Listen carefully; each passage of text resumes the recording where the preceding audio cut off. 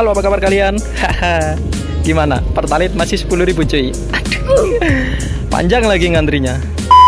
Iya. Oke, kali ini aku mau nge-review dulu nih. Iya, sebelum itu aku mau terima kasih dulu nih buat kalian yang udah subscribe, share, like, and comment ya kan. Bahkan subscriber udah mencapai di 2.500 orang cuy, ya kan. Mungkin kali ini beda ya kan sama unit-unit sebelumnya. Biasanya kan kita bahas itu Uwinfly kan. Nah, kali ini aku mau nge-review unit dari Exotic. Lah, ini kayak gini orangnya. Jadi ini tuh beda dari unit-unit biasanya aku review. Biasanya kan kalau RF6 sama RF8 sama DF itu kan biasanya lampunya ada di body kan. Nah, kali ini lampunya ada di setang ya kan. Kayak gini. Kalau dilihat dari depan sih kayak Power Rangers ya. Kayak FU gitu cuy. Nah, kali ini nama unitnya itu Groza tipe MX dari Exotic. Nah, kali ini aku mau ngebahas kelebihan dan kekurangannya dulu. Enggak sih, nanti. Yang penting spesifikasinya dulu. Kalau dari spesifikasinya, dia itu 48 volt baterainya ya kan, 48 volt dan 12 ampere.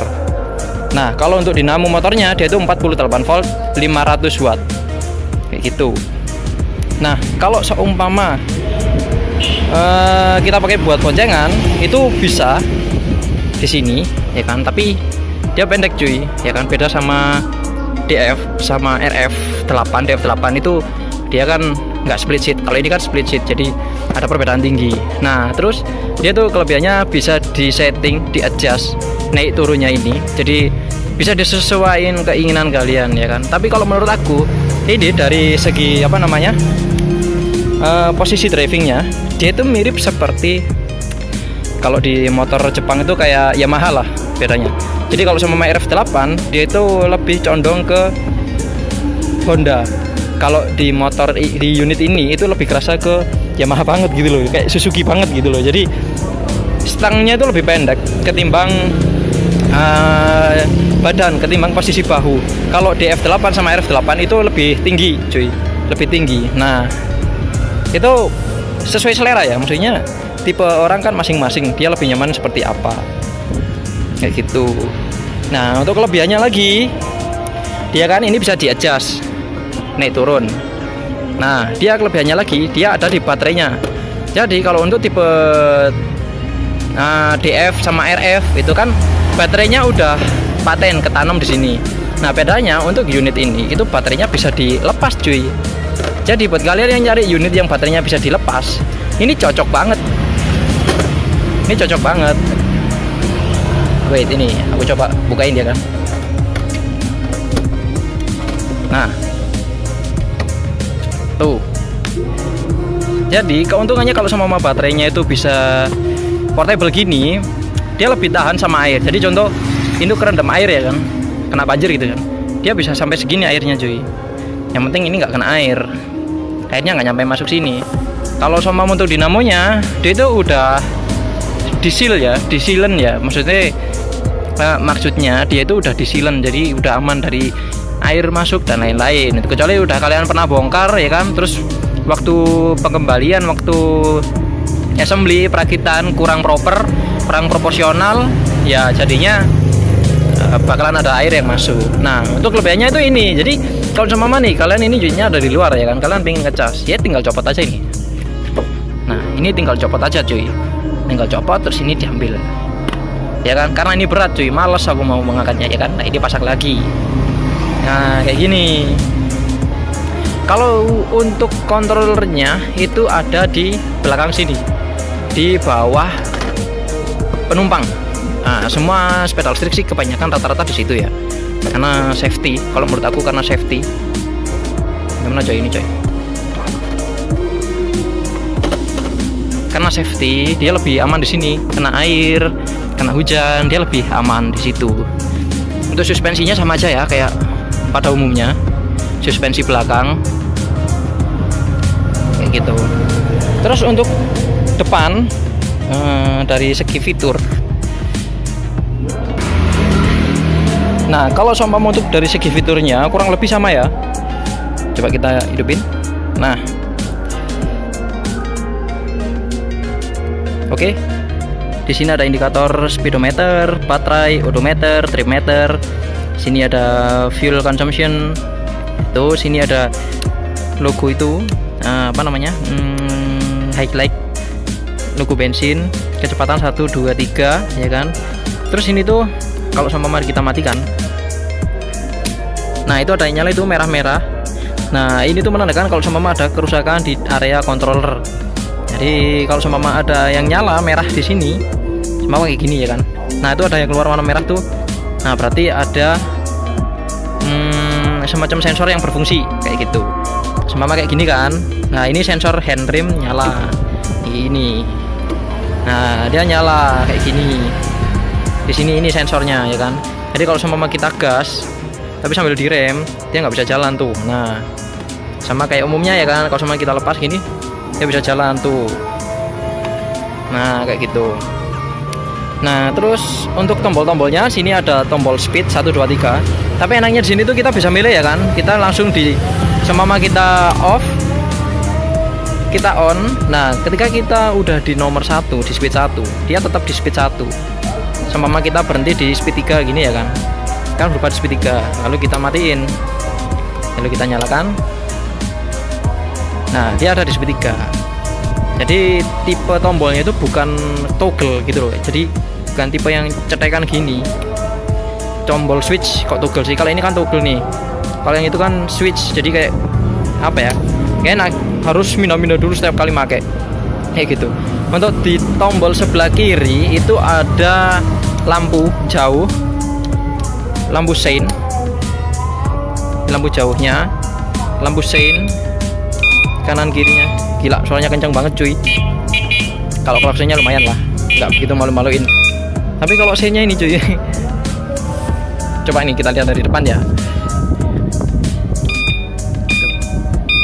Kurang begitu terang cuy, tapi suaranya cuy satu komplek denger, anjing. Iya kayak gini. Lampu depannya biasa ya, ada RGB-nya ya kan. Nah ini lampu proyektornya depan, lampu belakang.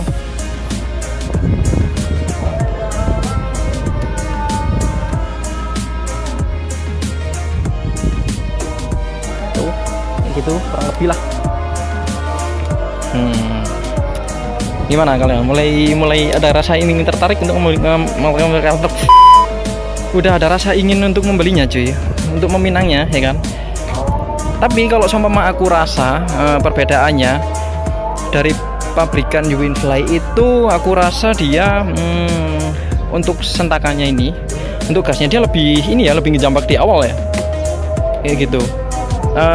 Lebih smooth Uwinfly kalau menurut aku sih. Kalau menurut aku kayak gitu. Cuman buat kalian nih, buat teman-teman yang udah pernah nyobain unit ini, kira-kira gimana rasanya? Ada testimoninya? Bisa tulis di kolom komentar.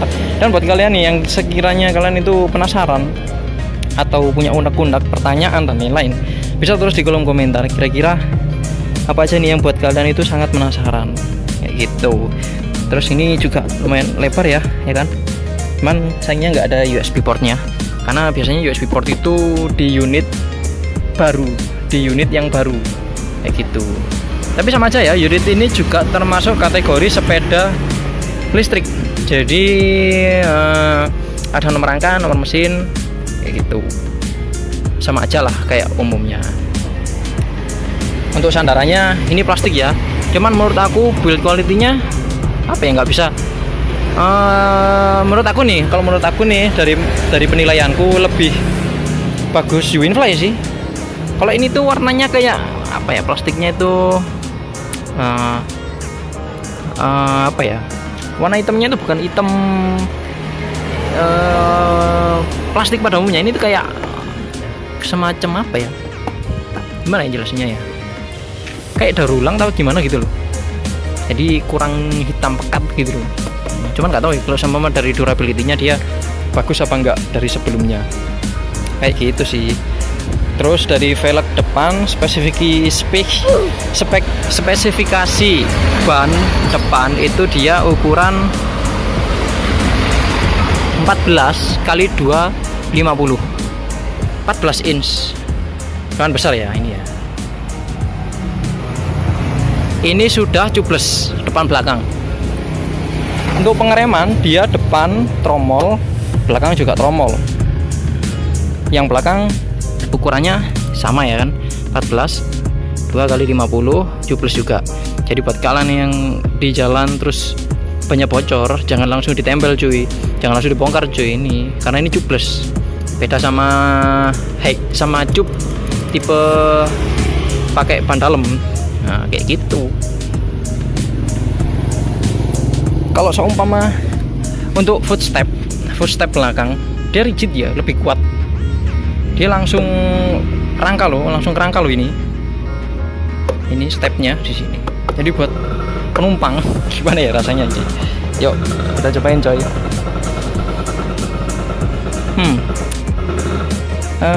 Lumayan menekuk ya kakinya ya kan, lumayan. Cuman buat kalian kalau sama mau buat nganterin anak, buat nganterin ngaji ke sekolah ya kan, cocok lah kayak gini. Cuman terlalu pendek ya. Kalau buat aku sih terlalu pendek kayak gitu. Tapi yang bikin aku heran, ini harganya sangat murah sekali coy, anjay. Ini harga barunya, dia itu kisaran di angka 4.300.000 aja.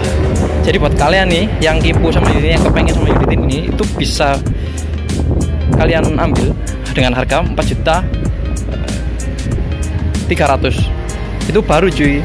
Kalian mau masang sendiri baterainya juga bisa, atau kita pasangin baterainya juga bisa. Untuk garansinya juga ada, nanti garansi aku sertakan di bawah, garansinya apa aja kayak gitu. Untuk pembantuan klaim garansi kita juga bisa, servis di rumah juga bisa kayak gitu. Jadi ada timnya dari Mr. Nobody e-bike ya kan. Jadi buat kalian yang penasaran aku ini dapat unit dari mana, yaitu jadi di Mr. Nobody e-bike itu kita bisa penjualan, bisa after sales juga, spare part, dan home service kayak gitu. Untuk biaya home service juga tergolong murah ya, karena sering banget cuy servis ke luar kota juga, di Malang sekitarnya gitu, kayak Surabaya, Pasuruan, dan kota-kota terdekat kayak gitu. Oke, mungkin sekian dulu review kali ini. Wih, ada yang kurang cuy. Ini ngebahas ini yang apa yang kita dapat kalau sama kita beli coy. Nah, yang pertama itu ada buku manual sama kartu garansinya. Terus yang kedua itu ada ini pedal, ada spion, terus sama chargernya. Ini yang aku penasaran cuy sama chargernya. 48 volt 12 ampere, tapi ini bisa buat 20 ampere juga ya. Buat kalian nih yang penasaran kira-kira untuk buat di rumah 450 watt itu kira-kira kuat nggak sih? Jawabannya itu kuat banget coy, karena ini meskipun dia 500 watt daya motornya, tapi untuk konsumsi daya input outputnya dari charger dia cuma minta 120 watt. Mirip kayak kalian mau setrika kayak gitu ya kan, setrika aja 150 160 watt.